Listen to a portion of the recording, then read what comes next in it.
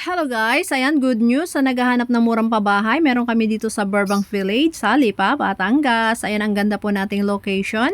Along Lipa, Chaong Road lang po yan. Ito naman papunta na yan ng Padre Garcia, San Juan, Batangas, Chaong. So, ang atin pong landmark, ayan, ang Barangay Hall ng Barangay Antipolo Norte. Ayan. Sa likod po niyan, meron na rin po tayong elementary school dyan. So, ito naman po ang ating itatayo dyan.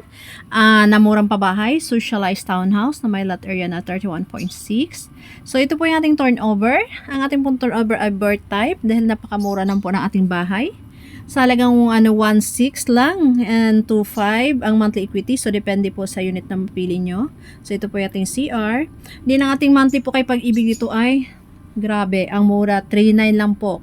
Kaya po dyan sa mga minimum earner, ito na po yung chance nyo magkabahay. Dahil 12K lang po ang ating required income dito. So, ito po yung ating space sa likod na pwede nyo gawing kusina or laundry area. So, ito po yung ito po ay saka sa Isabel na socialize. So, ito po ay hagdan nila ay kahoy. Sa ibang subdivision naman ay bakal. So, i-confirm pa po natin kung ano pong ilalagay nila dito sa Burbank Village, sa may Lipa. Then, ito naman po ang ating tataas. Provision for 2 bedrooms.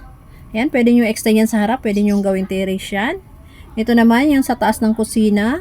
Pwede nyo rin gawing kwarto pa yan. Kaya kayo pong bahala.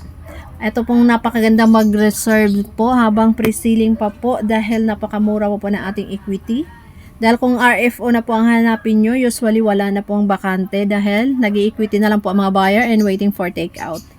And ito po, triple na rin po minsan ang equity and may cash out pa. So, ito na po ating mapa para may idea kayo sa ito. Ito po yung kalsada kanina. So, pasok po tayo. So, dito to po sa Burbank. May provision for commercial school.